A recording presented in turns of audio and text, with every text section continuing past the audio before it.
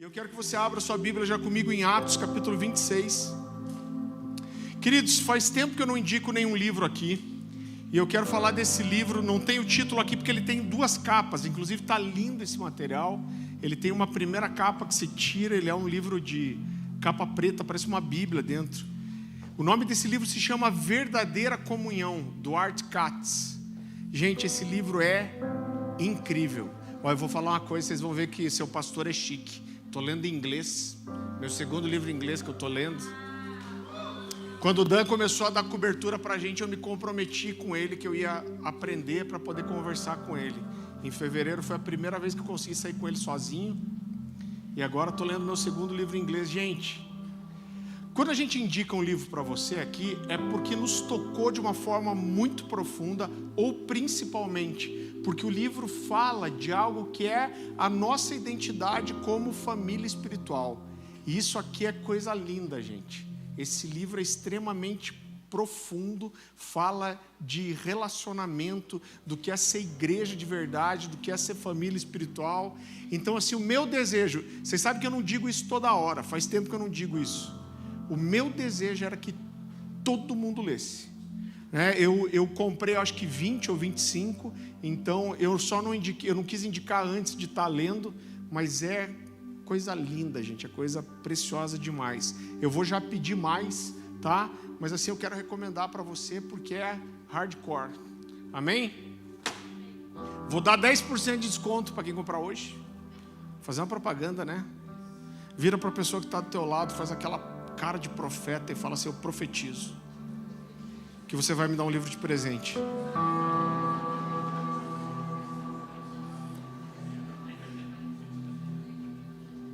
Amém, gente? É normal durante a semana eu tentar ficar ouvindo Deus, né? É o processo natural de o que pregar. Mas nos últimos 10 ou 15 dias, talvez, Deus falou muito uma coisa para a gente em várias situações que a gente teve que atuar, sobre como Deus faz coisas incríveis no meio do caos. A Dani ministrou isso com as mulheres, o Jason Lee Jones falou disso, e eu tive convicção do que eu tinha que pregar, e o meu coração está queimando por isso. Então eu quero que você prepare seu coração, porque eu sei que mais do que trazer uma palavra de ensino, é o meu papel. Eu creio que existe um ambiente profético aqui. Antes de subir eu falei: Deus, eu tenho certeza que pessoas vão ser tocadas de uma forma que vai ser uma noite inesquecível. Você recebe isso? Vamos orar? Senhor Jesus, nós nos colocamos diante do Senhor, nós pedimos que o Teu Espírito seja o nosso professor, o nosso mestre, o nosso ensinador nessa noite. Que tudo aquilo que concorra para que a nossa atenção esteja totalmente voltada para o Senhor, caia por terra em nome de Jesus. Que nós possamos receber a Tua palavra, que é o pão do céu para nós. A Tua palavra que é capaz de renovar nossa mente, de transformar a nossa vida. Que nós possamos ser um solo fértil para aquilo que o Senhor quer falar conosco nessa noite, Senhor. Em nome de Jesus, nos leva para um ambiente de revelação, Pai. Não só de entendimento, mas de revelação. Em nome de Jesus. Atos capítulo 26.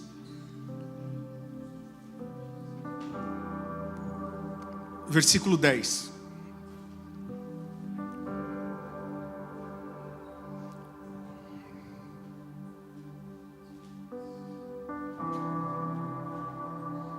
Para não expor, eu não vou falar que eu pensei muito em vocês dois, viu, nessa mensagem hoje.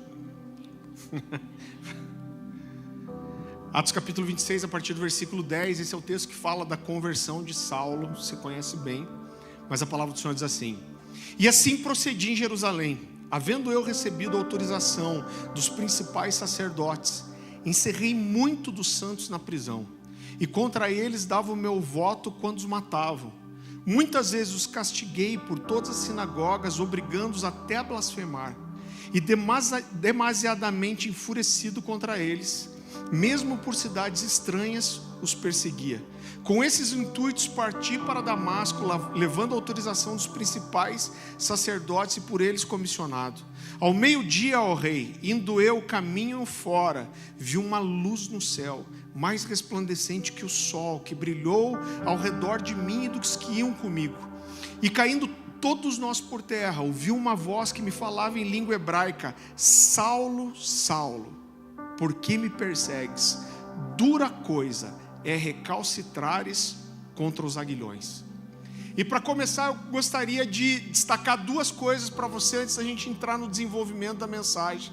Mas quando Jesus diz para Saulo: dura coisa é recalcitrares contra os aguilhões, para mim parece claro que Jesus está mostrando para nós uma coisa que normalmente nós não percebemos quando lemos as Escrituras. Essa expressão recalcitrar significa resistir. Então o que Deus está fazendo aqui é se comparar com um fazendeiro ou um domador. Então quando você pegava um animal teimoso, um cavalo ou um boi, e você queria prender ele a um arado, a tendência desses animais era ficar dando coice para trás. E o que essas pessoas faziam? Elas prendiam tanto nas carroças quanto nos arados aguilhões. Os aguilhões eram pontas de metal voltadas para esses animais. Então quando eles davam coice para trás, sentiu o efeito do coice aqui? Quando eles davam o coice para trás, eles se feriam nessas pontas de ferro. Então mais uma vez Deus está se comparando aqui a um fazendeiro, um domador de cavalos selvagens. E Ele está dizendo para Saulo: olha, eu estou tentando pegar você, mas você está insistindo, você está resistindo. Então para mim fica muito claro que Jesus está dizendo para Saulo que ele está resistindo. Então quando Jesus diz: Saulo, Saulo, você está recalcitrando contra os aguilhões, ele está dizendo: olha, eu tenho perseguido você, eu tenho insistido, eu tenho cutucado. Por que você está fazendo isso? Porque resistir só vai te trazer dor.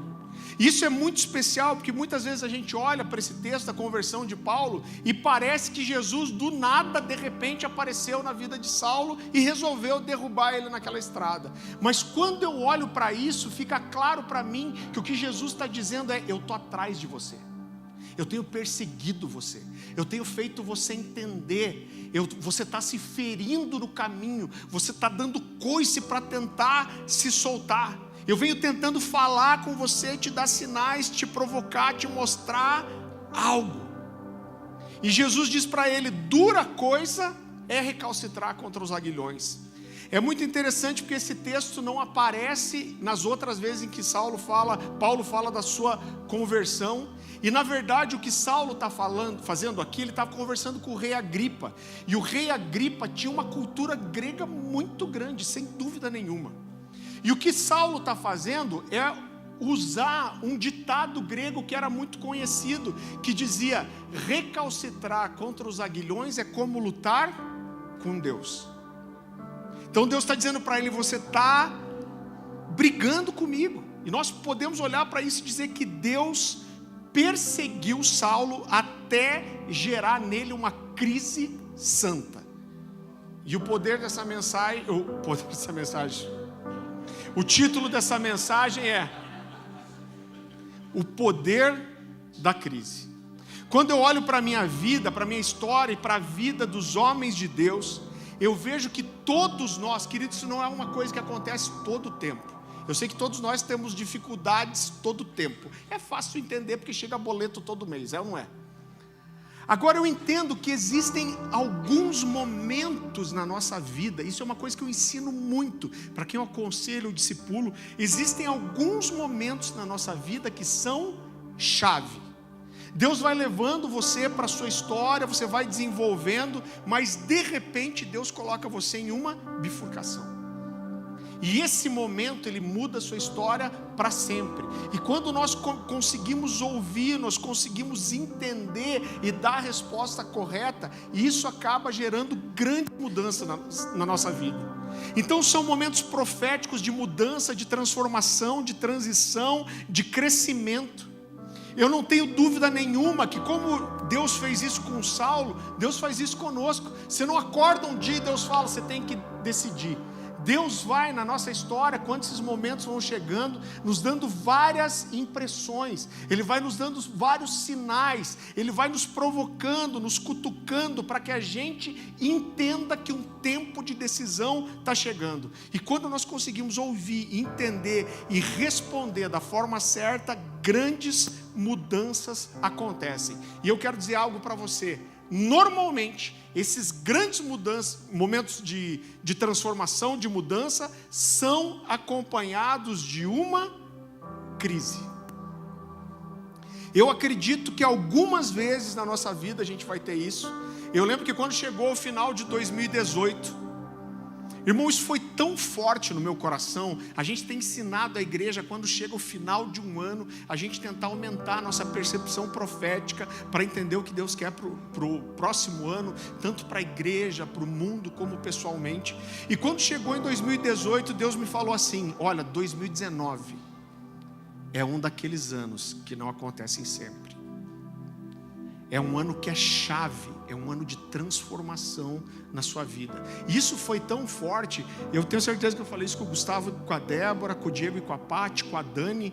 Eu falei, eu vou falar isso para as pessoas que estão perto de mim, porque eu quero que isso seja um testemunho. Eu falei, gente, Deus está me falando que 2019 é um daqueles anos que acontecem poucas vezes na minha vida e é uma chave.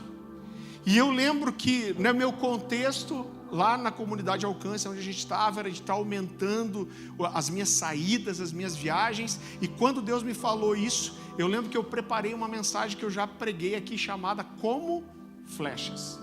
E apesar de eu liberar isso para a igreja, eu sabia que Deus estava dizendo para mim: eu vou fazer de você uma flecha esse ano. Só que eu pensava que eu ia ir mais para o ministério itinerante, que eu ia publicar mais livros. Essa era a convicção que eu tinha. Mas a primeira coisa que aconteceu no começo de 2019 é que eu e a Dani entramos numa grande crise, onde Deus nos falou: esse não é mais o lugar de vocês, e vocês não vão mais ficar aí. Então, entender o que Deus tinha e me submeter a isso, sem dúvida nenhuma, nos mergulhou numa crise. E 2019, eu digo para você assim, sem dúvida nenhuma, foi um dos anos mais difíceis, se não o mais difícil na nossa vida. Existem algumas crises que são geradas por nós mesmos. Elas são geradas por escolhas, por decisões erradas, por atitudes erradas. Agora, existem crises nas quais Deus nos coloca. Deus, algumas vezes, Ele vai nos jogar numa crise, e eu digo que essas são crises divinas. E por que Deus nos joga na crise? Porque se Deus não nos colocasse numa crise, provavelmente nós não buscaríamos uma mudança, nós não estaríamos dispostos às mudanças, nós não estaríamos abertos a isso, nós não estaríamos abertos a grandes transformações, a grandes avanços ministeriais. Então, normalmente, as grandes mudanças são acompanhadas de uma crise. Guarde isso, as crises são chaves espirituais. Nossa, eu estou meio gaguejando hoje, né? Misericórdia, eu não estou meio energético. As crises são chaves espirituais de mudança e transformação. E aqui eu quero destacar outro detalhe para você. Quando Jesus diz para Saulo assim, versículo 14, você não precisa abrir: e caindo todos nós por terra, ouvi uma voz que me falava em língua hebraica: Saulo, Saulo, por que me persegues? Queridos, em toda a Bíblia, somente 7 vezes Jesus chama alguém pelo nome 2 vezes, ou Deus chama alguém pelo nome 2 vezes. E em todas essas 7 vezes que Deus chama alguém pelo nome 2 vezes, isso acontece precedendo uma crise ou no meio de uma crise. Então, quando Deus falar para você: João, João, sai correndo. Agora, mesmo que quando Deus chama essa pessoa pelo nome 2 vezes, isso gera ou precede uma grande crise, isso gera e precede também uma grande transformação e um grande um grande crescimento ministerial. Então eu quero dizer para você que se você está vivendo uma crise, se prepare, porque isso pode significar que Deus está prestes a fazer algo muito especial na sua vida. Amém? E eu quero falar agora das 7 crises. A primeira vez que Deus chama alguém pelo nome 2 vezes, está lá em Gênesis 22, 9. Abra comigo, por favor.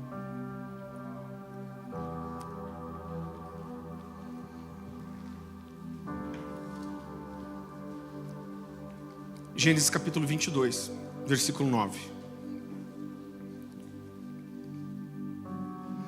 Chegaram ao lugar que Deus lhe havia designado. Está falando aqui de Abraão indo sacrificar Isaac. Ali edificou Abraão um altar sobre ele e dispôs a lenha. Amarrou Isaac, seu filho, e o deitou no altar em cima da lenha.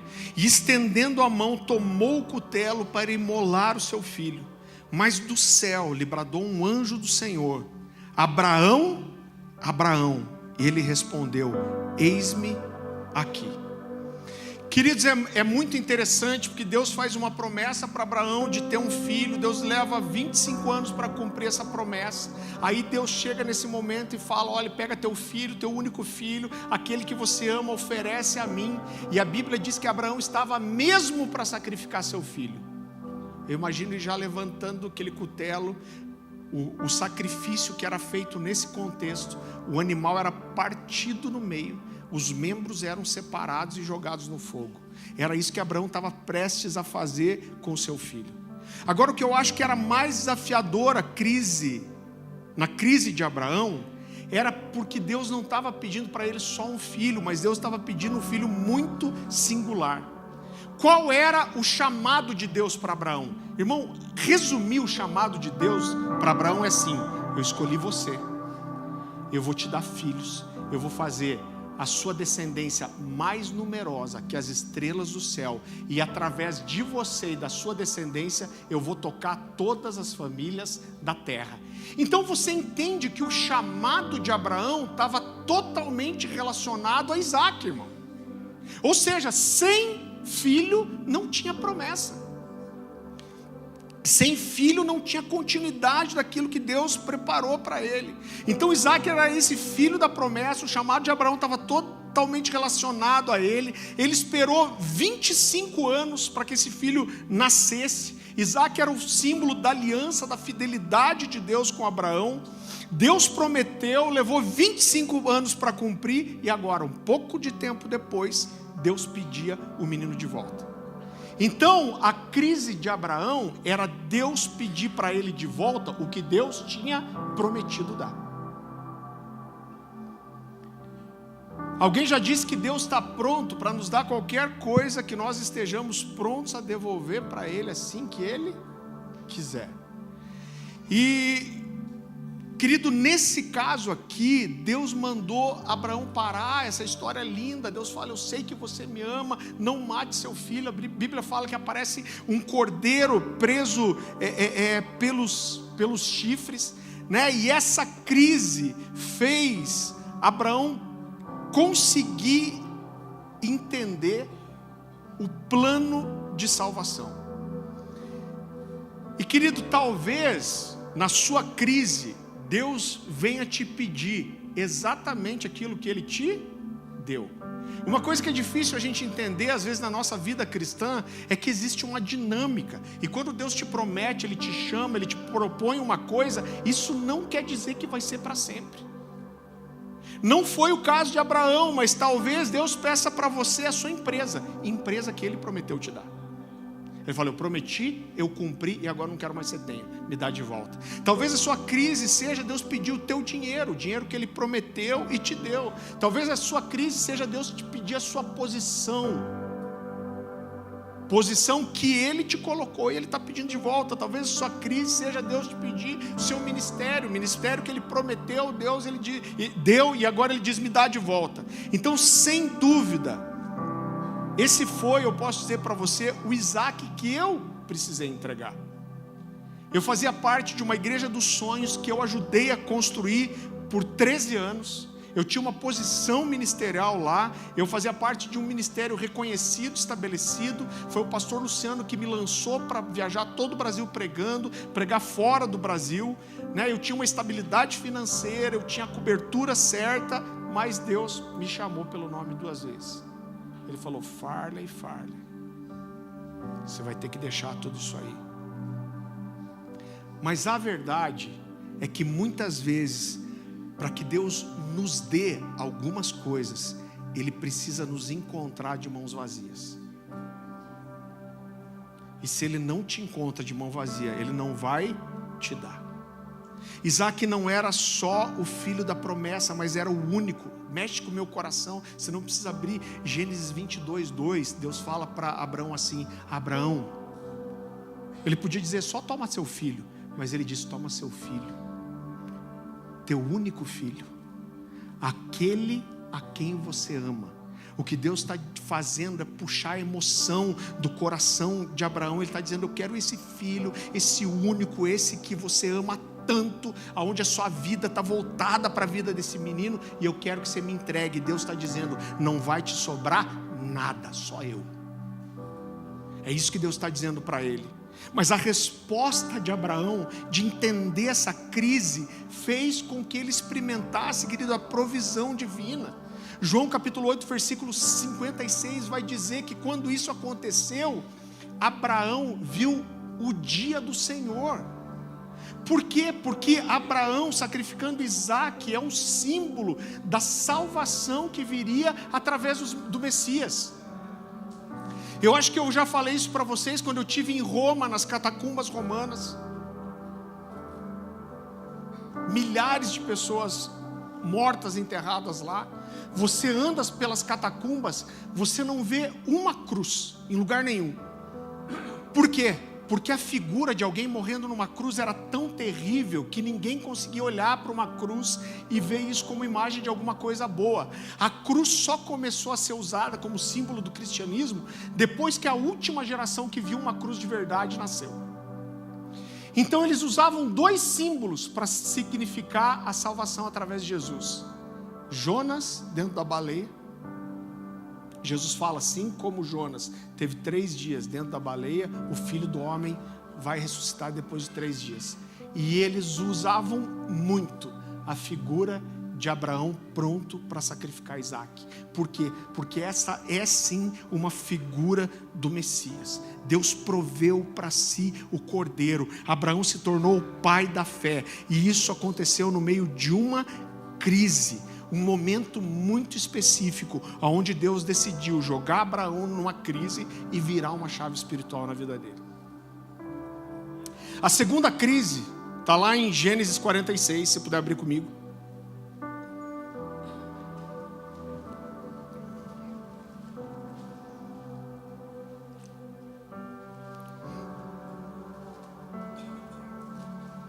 Gênesis 46, versículo 1.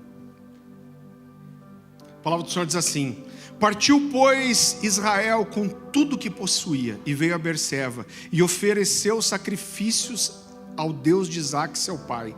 Falou Deus a Israel em visões, de noite disse: Jacó, Jacó. E ele respondeu: eis-me aqui. Então disse: eu sou Deus, o Deus do teu pai. Não temas descer para o Egito, porque lá farei de ti uma grande nação. Eu quero que você perceba, você vai entender isso. Mas o que Deus está fazendo aqui com Jacó é explicar para Jacó o que ele está fazendo. Ele está dizendo: olha, você está com medo de descer para o Egito. Ele está dizendo que você está numa crise. Mas ele está dizendo: existe um motivo. Eu vou fazer de você uma grande nação. Agora olha só, quando Deus chama Abraão, haviam 2 partes da promessa. A primeira parte é: eu vou fazer de você uma grande nação, eu vou multiplicar a sua descendência, vocês vão ser tão numerosos quanto o pó da terra, as estrelas do céu, a areia do mar. Mas Deus promete outra coisa. Deus diz: eu vou te dar uma terra. Agora, essa terra que Deus prometeu dar para Abraão era exatamente a terra onde Jacó vivia. Então entenda que o que Deus está falando para ele, desce para o Egito. Para ele descer para o Egito, ele precisava abandonar a primeira parte da promessa. Então ele precisava abandonar a terra que Deus prometeu para Abraão, que seria da sua descendência. Então o que Deus está dizendo para ele é o seguinte: para eu cumprir a segunda parte da promessa, você precisa abrir mão da primeira. Gente, Deus gosta de complicar, né? Vamos falar a verdade. Agora foi justamente no Egito que a segunda parte da promessa se completou. Foi só no Egito que os israelitas, os hebreus, se multiplicaram a ponto de ficarem quase incontáveis. Então Deus estava dando uma direção para Jacó, chamando ele para algo maior, mas isso significava sair de onde ele estava, significava sair do lugar que Deus tinha colocado ele. E eu quero dizer para você que corresponder à vontade de Deus quase invariavelmente vai nos tirar do nosso lugar de segurança e vai envolver uma mudança, vai envolver abraçar uma direção de Deus para ir para algo desconhecido. No contexto aqui havia uma crise no mundo, essa era uma crise de fome. Eles foram para o Egito porque por causa da fome, porque não existia comida, não existia alimento, mas essa crise empurrou Jacó e toda a sua descendência para que Deus cumprisse o propósito dele de fazer a sua descendência mais numerosa que o pó da terra. E a minha pergunta é: para onde as suas crises estão te empurrando? Provavelmente para um lugar que você não quer ir, mas Deus está te dirigindo para lá.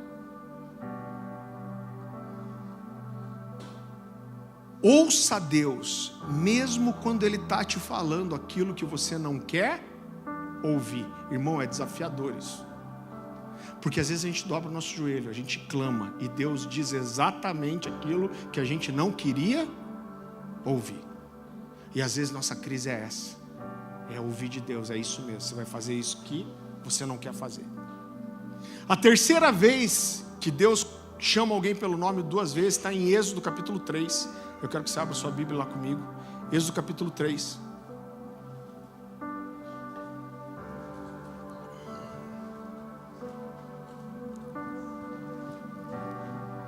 A partir do versículo 2.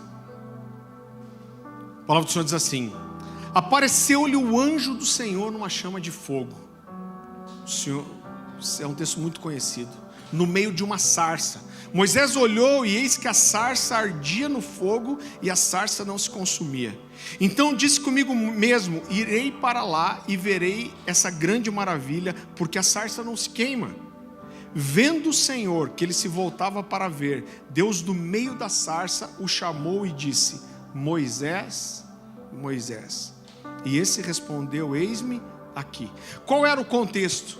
Deus levou Jacó para o Egito, a descendência dele se multiplicou, como a gente já falou, ele se tornou esse povo tão numeroso quanto o pó da terra, mas nesse momento eles eram escravos no Egito, eles eram maltratados, feridos, desprezados, era uma crise no meio do povo. E a resposta de Deus para essa crise, para esse momento de escravidão, de tristeza, de sofrimento, de necessidade, foi um homem chamado Moisés. Mas sem dúvida nenhuma, ser chamado para isso não foi fácil para ele. Você conhece a história? Moisés tinha matado um egípcio no Egito. Ele foge quando vê que seu crime vai ser descoberto e ele se esconde no deserto. E irmão, ele fica 40 anos escondido.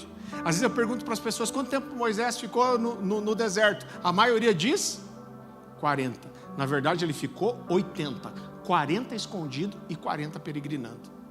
Então ele está lá escondido, ele deixou seu chamado, algum nível de entendimento do chamado dele ele tinha, porque a Bíblia diz que quando ele mata o egípcio, a Bíblia diz assim: ele esperava que os seus irmãos o reconhecessem como um libertador. Esse era o chamado de Deus para ele.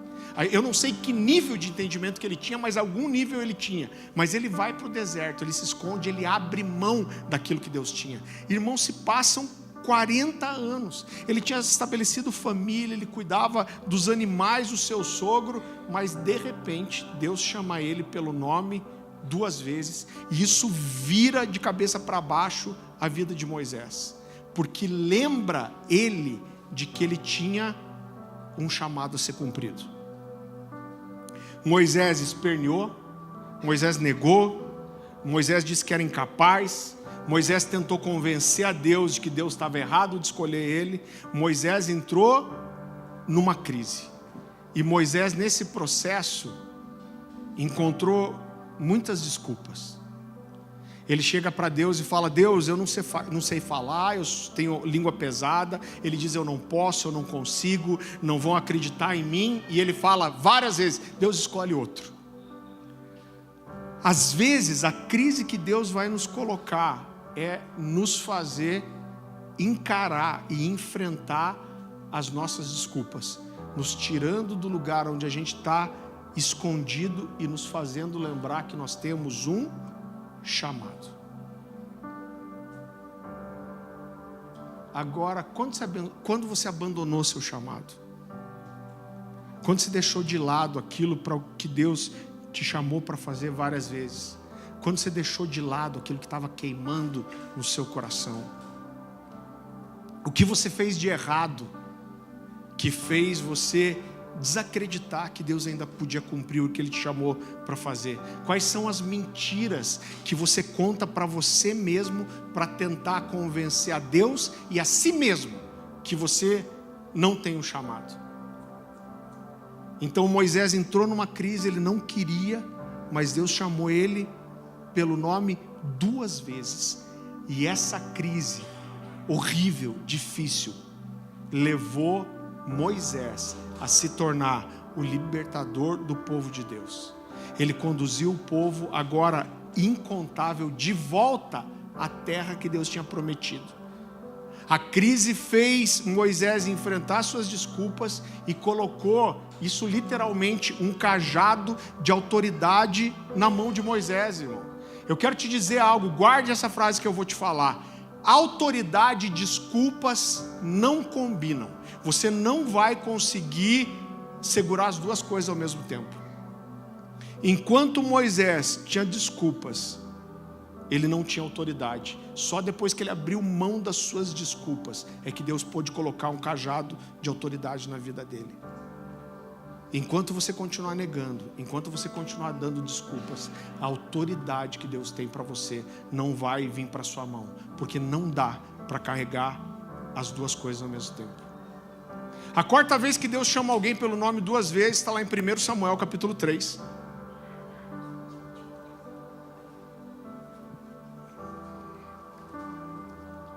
Primeiro Samuel capítulo 3, versículo 10.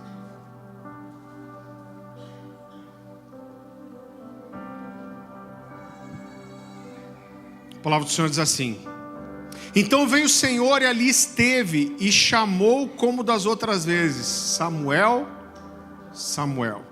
E esse respondeu: fala, porque o teu servo ouve.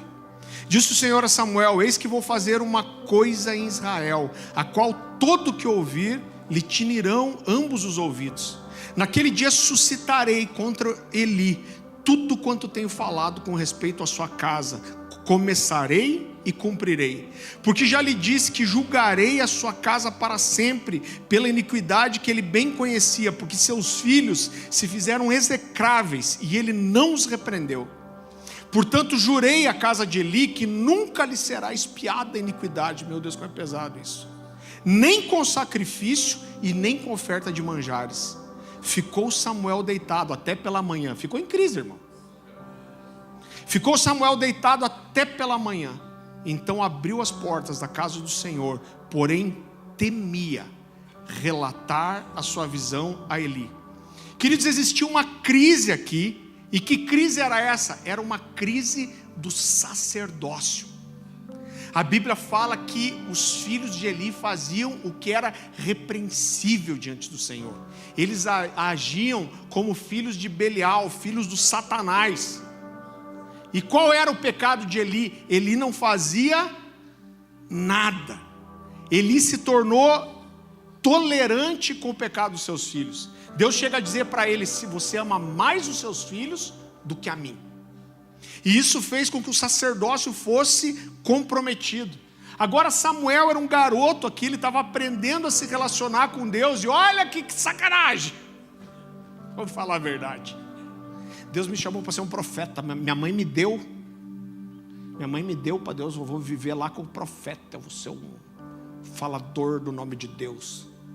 Aí Deus visita ele, chama ele pelo nome 2 vezes, fala: você vai ser profeta? Seguinte, vou te dar a primeira palavra profética.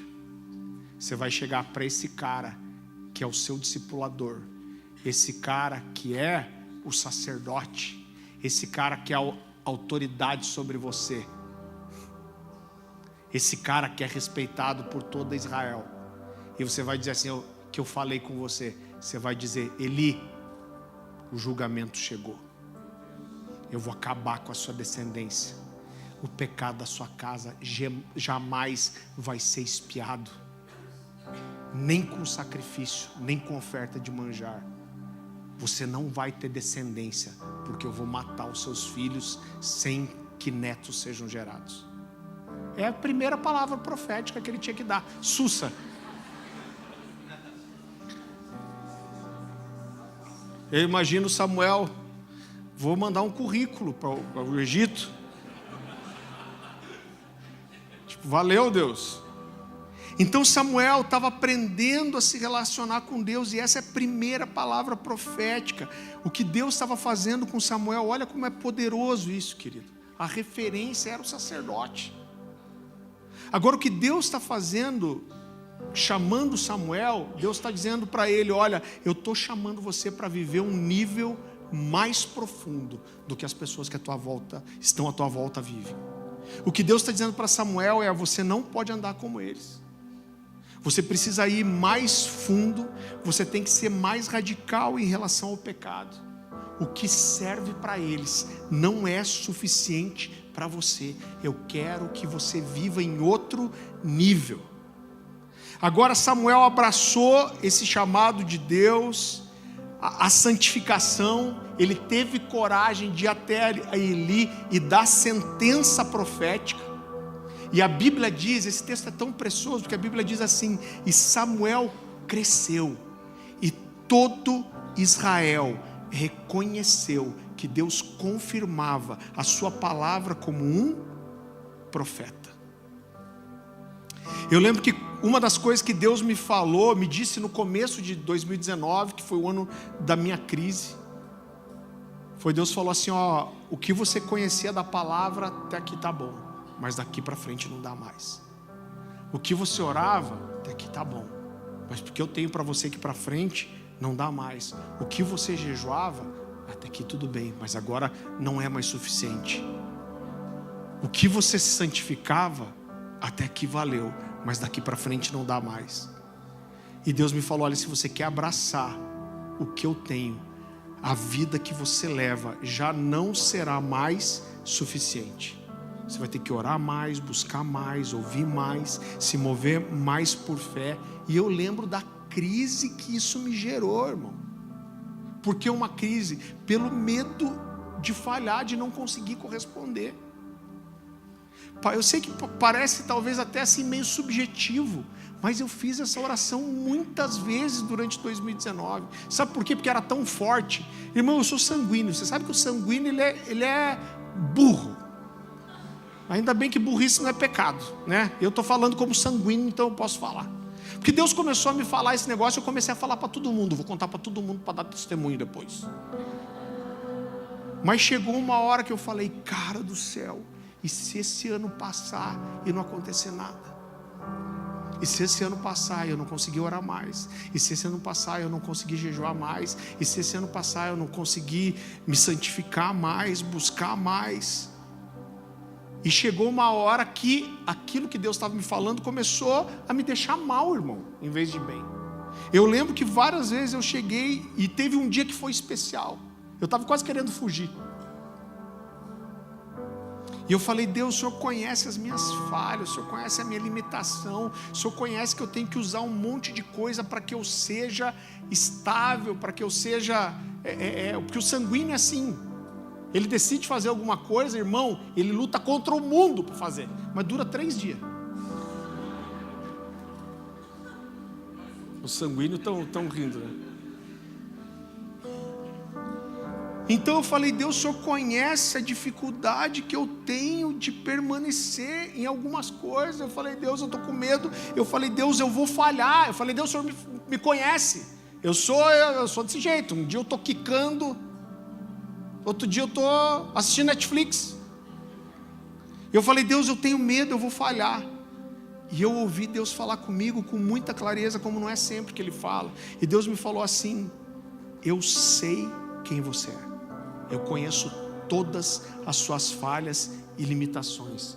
Mas Deus me falou assim: mas eu sou um Deus insistente. E eu vou insistir com você.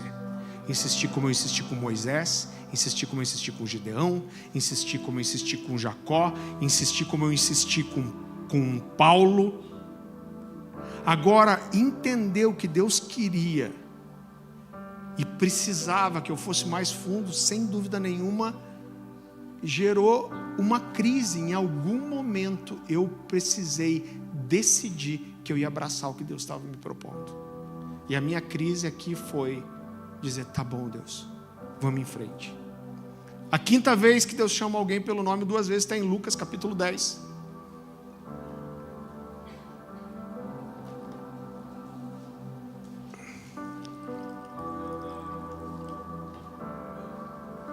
Eu estava me olhando no espelho ali, eu estou me achando chique pra cacilda. Ganhei da minha esposa no dia dos namorados, o que você acha? Tô com cara de reverendo hoje, né?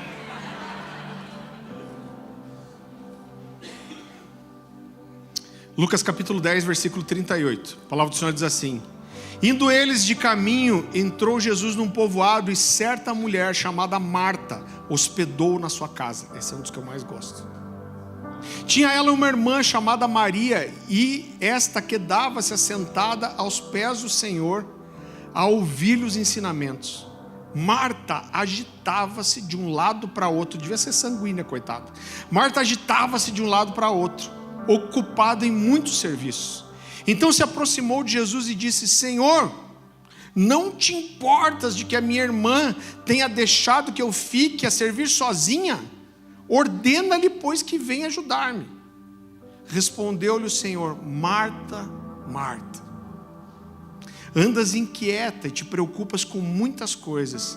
Entretanto, pouco é necessário, ou mesmo uma só coisa. Maria, pois, escolheu a boa parte, e essa não lhe será tirada. Irmão, sabe qual foi a crise de Marta? A crise de Marta foi ouvir de Jesus que aquilo para o qual ela dava tanta importância, se preocupava tanto, não era o que realmente importava. A crise de Marta foi descobrir que ela olhou e deu atenção para as coisas erradas. Eu acho que uma das piores coisas, irmão, eu fiz um velório hoje de manhã do pai de um irmão muito querido aqui. Salomão diz que a casa de luto é melhor que a casa de festa, por um motivo simples, porque ele diz que a casa de luto nos faz lembrar que nós não vamos viver para sempre. Isso faz a gente focar nas coisas certas. E eu acho que uma das piores coisas que pode acontecer para uma pessoa é chegar ao fim da vida e descobrir que gastou a vida dando atenção para as coisas erradas. Eu gosto muito de uma frase de C.S. Lewis que diz: tudo que não é eterno é eternamente inútil. Agora logo uma crise chegaria à porta de Marta. E qual era a crise? Era perceber que a vida era curta demais para nós gastarmos com aquilo que não é importante. Logo depois disso, alguém ia bater na porta de Marta e Maria, ia bater na porta da casa arrumada de Marta, dizendo: o seu irmão Lázaro morreu. Então, se nós não estivermos atentos, queridos, os cuidados dessa vida, as coisas lícitas, às vezes, as coisas boas, tomam o lugar das coisas que são realmente importantes. Com 18 anos eu tive a primeira experiência de tempo integral. Eu fui depois fazer faculdade para casar, irmão. Falei, vou casar logo antes que Jesus venha. Mas quando a gente casou, eu e a Dani sentamos. A Dani teve uma época que trabalhava em 3 empregos, irmão. Eu trabalhava como executivo de contas numa grande empresa aqui. E a gente sentou um dia, a gente falou, vamos fazer um planejamento aqui em 5 anos. Nós 2 vamos estar em tempo integral, porque a gente não pode abraçar os cuidados dessa vida e esquecer o que nos foi proposto como chamado. E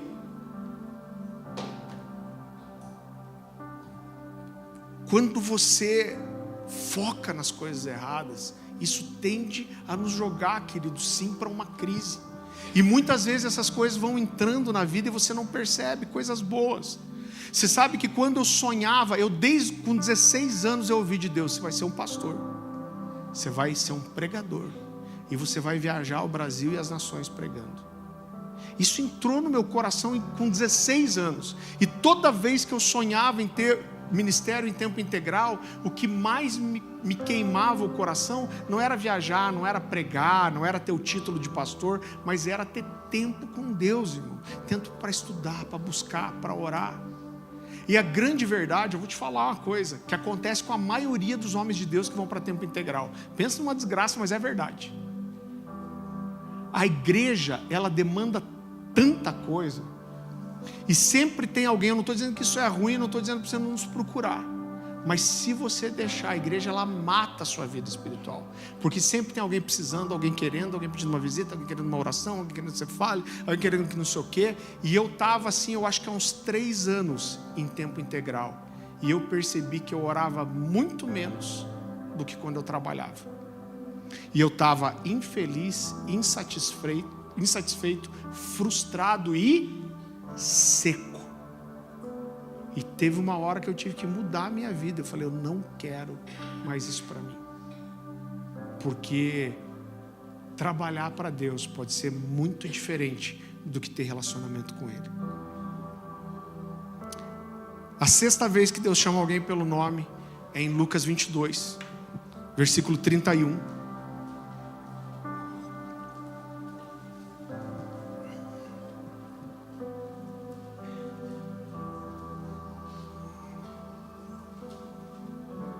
A palavra do Senhor diz assim: Simão, Simão, eis que Satanás vos reclamou para vos peneirar como trigo. Eu, porém, roguei por ti, para que a tua fé não desfaleça. Tu, pois, quando te converteres, fortalece os seus irmãos. 3 anos e meio andando com Jesus. É sanguíneo. Colérico. 3 anos e meio, aí Jesus chega para ele e fala o seguinte: quando você se converter, putz, que droga.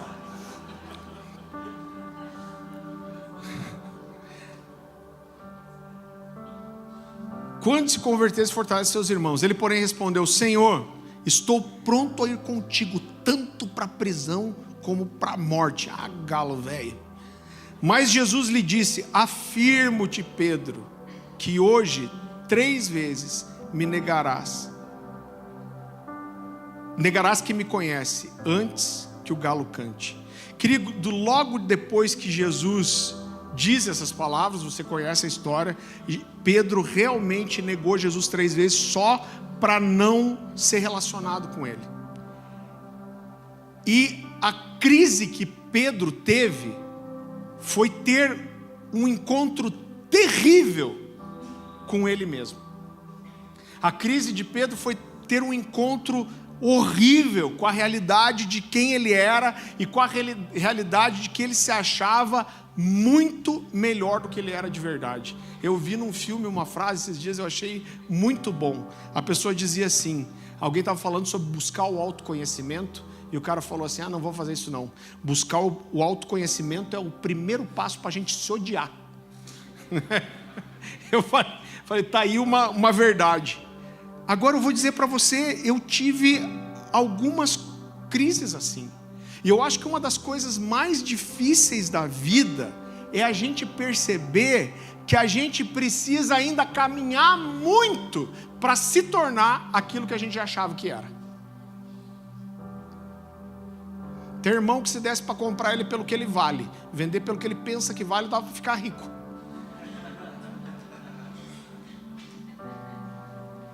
Então, querido, né, quantas vezes nesses momentos em que eu me encontrei comigo mesmo, eu vou dizer, irmão, eu lembro de situações de eu no chão, com raiva de mim mesmo. Você já quis sair de você? Eu quero sair de mim, quero deixar esse cara ruim, que sou eu mesmo. Verdade, quantas vezes, eu vou falar para você, quantas vezes eu chorei diante de Deus e falei: Deus, por que eu sou assim? Eu falei: eu não quero ser assim. Se eu fosse calvinista, pelo menos, podia dizer que era Deus que me fez assim. É culpa sua.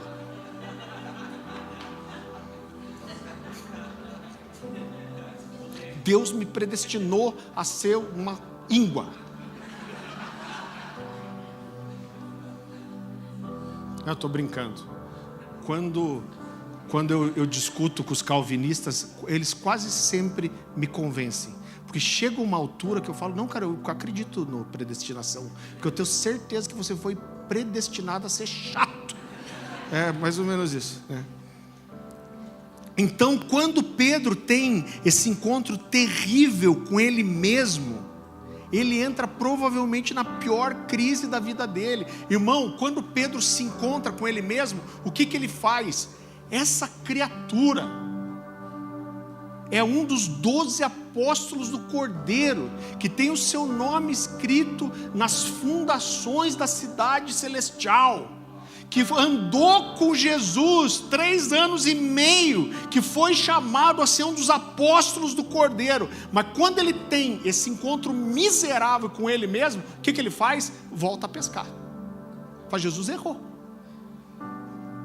O que significa, irmão, voltar a pescar? É falar: cara, eu não presto para nada, eu não sou capaz, esse não é meu lugar, eu não posso estar aí. Ele abandona seu ministério, e isso leva ele inclusive a reconhecer que ele não amava Jesus como ele acreditava que amava. Agora, essa crise, esse encontro com a verdade do seu coração transformou Pedro no grande líder da igreja primitiva.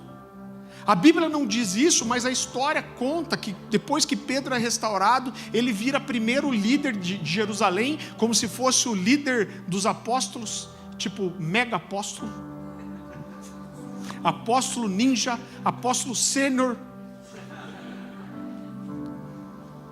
E depois quem ocupa esse lugar é Tiago, mas ele vira esse cara tão importante para a vida da igreja. E a tradição, a história diz que quando Pedro foi finalmente preso, muitos anos depois, e sentenciado à morte, dessa vez ele não nega, ele não mente. Mas falam para ele: nega a sua fé, nega que Jesus ressuscitou. Ele diz: não nego, é verdade. Eles falam: então você não vai negar, você vai morrer numa cruz como ele. E dessa vez ele não negou, ele não fugiu, mas ele falou: eu não sou digno de morrer como meu Senhor. Então, se você vai me crucificar, me crucifica de cabeça para baixo. E a história diz que foi assim que ele morreu. Irmão, eu lembro de um dia que eu estava num momento de adoração com o Senhor no meu quarto, e falando: Deus, eu te amo, eu te amo. E me deu assim um lampejo de honestidade. E eu olhei para o meu coração, eu falei, com medo, falei: Deus, deixa eu te falar uma coisa. Eu quero ser abençoado, eu quero ter uma vida boa, eu quero ir para o céu. Mas quando eu digo que amo você, eu não acho que isso é de verdade. Eu acho que eu gosto de você. Agora, eu acho que eu procuro você mas para ter as coisas que eu quero e não passar pelas coisas que não quero. Eu falei: mas eu acho que dizer que eu te amo é demais. Eu falei: mas eu queria muito te amar. Irmão, essa oração transformou a minha vida. Então talvez você esteja numa crise assim, irmão, de reconhecer a sua realidade. Agora, isso não pode te jogar para baixo. Isso tem que te levar para esse lugar de mudança. E a última crise, a gente volta para o primeiro texto que a gente leu. Eu quero que você vá comigo para Atos capítulo 9.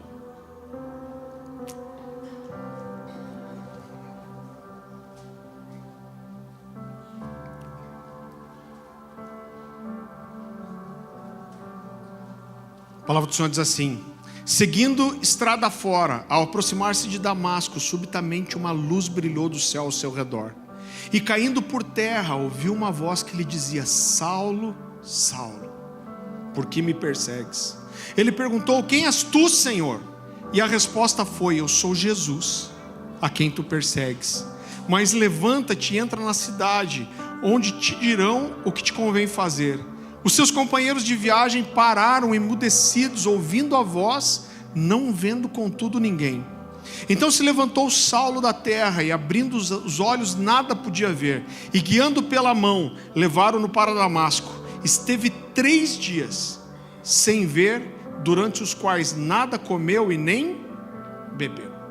Então, querido, olha só, a Bíblia fala desse encontro, onde Saulo vê uma luz que ele reconhece como sobrenatural. Agora imagina quem era esse cara zeloso pela lei, apaixonado a ponto de se envolver com assassinato para defender o que ele acreditava que era verdade. Com certeza Saulo tinha imaginado como seria ouvir a voz de Deus, ouvir uma manifestação sobrenatural, como todos os homens da Bíblia que ele conhecia muito bem viveram. E de repente ele ouve: Saulo, Saulo, por que me persegues? Agora eu quero que você perceba que ele faz uma pergunta já dando uma resposta, porque esse cara era um judeu, e ele cai por terra e diz assim: quem és tu? Senhor. Um judeu jamais chamaria outro alguém por esse nome, então ele sabia que era o Senhor, e a resposta que ele ouve de Deus fez todas as convicções da sua vida caírem por terra, porque Jesus diz, a vida dele estava dedicada a perseguir os seguidores dos discípulos de Jesus. Aí ele cai e fala: quem és tu, Senhor? E Jesus diz: eu sou Jesus a quem você persegue. Irmão, pensa no que passou no coração desse homem. Pensa no desespero desse homem. Eu imagino Saulo ali falando: cara, eu não sei mais nada, eu não sei o que é certo, eu não sei o que é errado. E aí ele começou a lembrar das pessoas que ele perseguiu, das pessoas que ele prendeu, das pessoas que ele matou. E aí ele fala: esses caras estavam certos. A vida inteira eu quis proteger a palavra da verdade, clamar pelo Messias, e eu me tornei o perseguidor. Eu lutei contra a ação de Deus, contra a ação do Filho de Deus. E eu, no lugar de Paulo, depois disso, irmão, a única coisa que eu queria ouvir de Deus é: Senhor, o que o Senhor quer de mim? E é tão forte porque Deus não diz. A gente vai falar disso. O silêncio de Deus faz parte dos processos. Tem hora que Deus escolhe não falar, irmão. Já vou falar disso. Então Deus não diz nada, Deus não fala, Jesus não diz nada. Ele não diz porque se manifestou. Ele não disse se era para fulminar Saulo. Ele não disse se era para matar Saulo. Ele não disse se era para salvar Saulo. Ele não disse se era para simplesmente deixar Saulo cego, para que ele não pudesse perseguir mais ninguém. Jesus dá uma única direção para ele. Jesus fala: se levanta e entra na cidade, até que alguém te diga o que te convém fazer. E aqui eu queria destacar algumas coisas. Jesus dá só uma direção para ele, e querido, nem isso ele conseguia fazer sozinho, porque ele estava cego. Deus está dizendo: você vai ficar num lugar de insegurança. Além de não saber nada, você não vai mais ver nada, você não vai poder fazer nada. E a Bíblia diz que os soldados tiveram que juntar ele e conduzir ele pela mão até Damasco. A Bíblia diz que por 3 dias ele não comeu, não bebeu nada. Agora entenda que os dias passavam e Jesus não se manifestava mais. 3 dias sem comer e sem beber água. Não tinha mais luz nenhuma, não tinha mais nenhuma voz sobrenatural, não tinha mais nenhuma nova direção, não tinha mais nenhuma explicação, nada. E eu gostaria de concluir essa mensagem falando brevemente sobre 3 princípios para você aplicar em qualquer crise. Então, o primeiro: entenda que mais cedo ou mais tarde todos nós precisamos ser renovados. tudo que Saulo aprendeu havia sido perdido, querido? Não. Ele continuou conhecendo as Escrituras, tanto que como ele desenvolve a verdade no Novo Testamento, você vê que ele usa o conhecimento, a revelação que ele tinha. Mas a verdade é que é tudo que não é construído por Deus na nossa vida, que é construído por nós mesmos, mais cedo ou mais tarde, isso vai precisar ser quebrado. Se você é um homem de Deus, entrega a sua vida para Ele, é uma mulher de Deus, tudo que você construiu, que Deus fala, isso aí que foi construído não fui eu, mais cedo ou mais tarde, Deus vai vir e vai meter o louco e vai arregaçar tudo. Então, Deus muitas vezes, querido, Ele vai nos parar para realinhar a rota. Muitas vezes Deus vai nos tirar do nosso lugar de comodismo e nos provocar para coisas maiores, né? Então às vezes Deus nos empurra para o desconhecido, e Ele faz com que a gente perca aquilo que a gente conhece. Sabe por quê? Porque normalmente ninguém abraça o desconhecido voluntariamente. Deus fala assim: você está agarrado nisso aí? Isso aí que você conhece, que você se sente seguro, você não quer ir porque eu estou te mandando? Então beleza, então eu vou te arrancar o que você conhece. E nós precisamos entender, querido, que essas crises, elas podem, como eu falei no início, ser chaves espirituais muito poderosas na nossa vida. Em segundo lugar, saiba quando Deus está te parando. E quando Deus te para, você precisa entender que todo tempo de parar é um tempo para orar, buscar e jejuar. Quando Deus não fala nada para a gente, o que a gente faz? A gente permanece 3 dias e 3 noites, sem comer, sem tomar água, parado. Quando Deus não falou nada, quando Deus não trouxe outra direção, o que Ele fez? Ele orou, jejuou e esperou.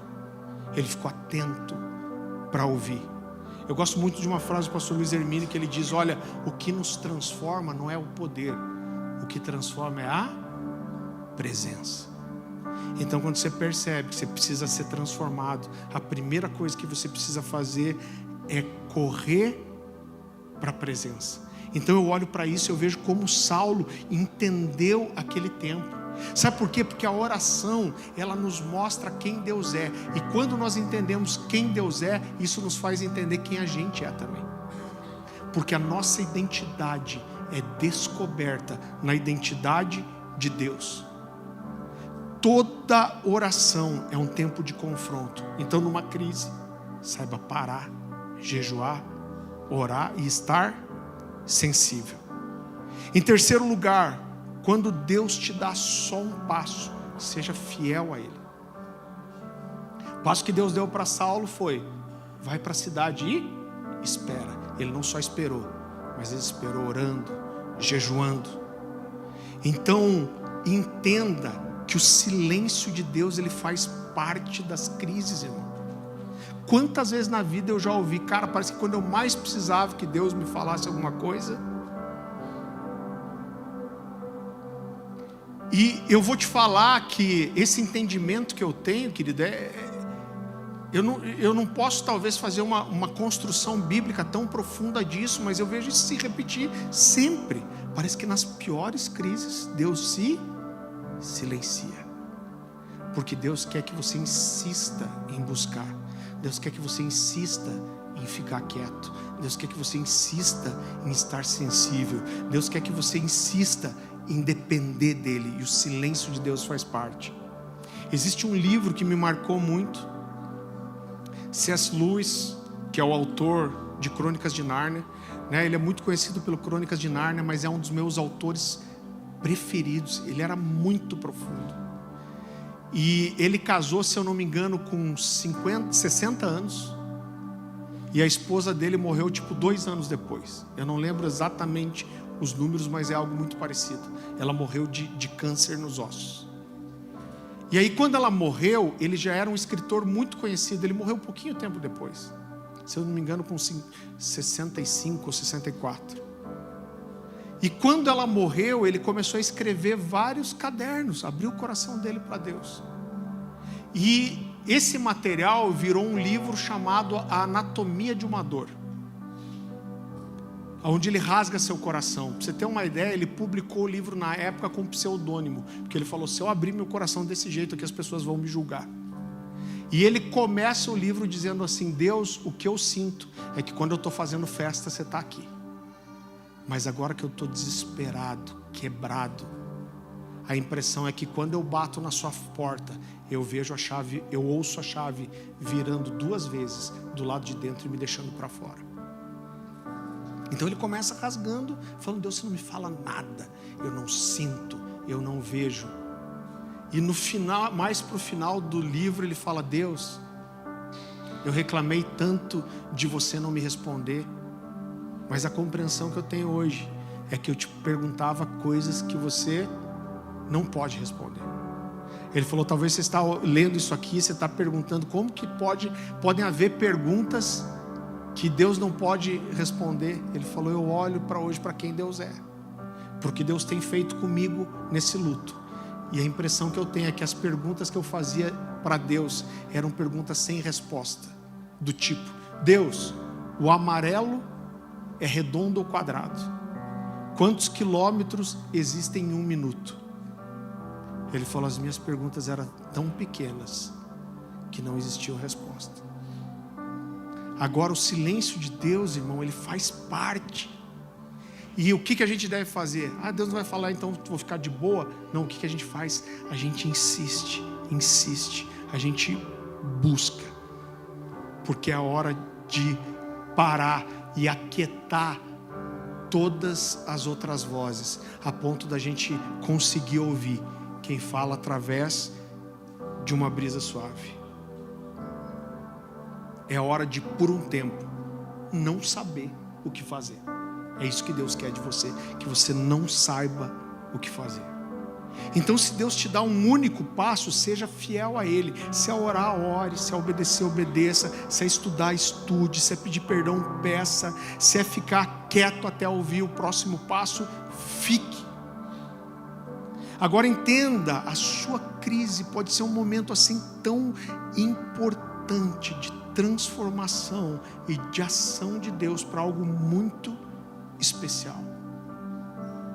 Então entenda e corresponda. No meio da crise não adianta enfiar o dedo no olho e sair gritando. É a hora que a gente se fecha, fica sozinho e fala: Deus, o Senhor é o Deus da minha vida.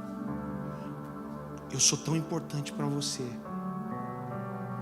que reparar o meu pecado exigiu que o Senhor matasse o seu próprio filho. Isso significa o quanto o Senhor se importa comigo. Então eu vou te buscar, eu vou mergulhar no Senhor nesses dias. Irmão, como eu disse, mais do que trazer uma palavra aqui de conhecimento, eu entendo que existe um ambiente profético nessa noite, que existe um ambiente de graça, de Deus alinhar seu coração, de Deus gerar expectativa no seu coração, talvez de você ouvir algo que há muito tempo você quer ouvir de Deus e não tem conseguido. Abaixe sua cabeça e feche seus olhos. Você sabe que a gente não faz muito apelo aqui, porque eu tenho um receio muito grande de banalizar os apelos.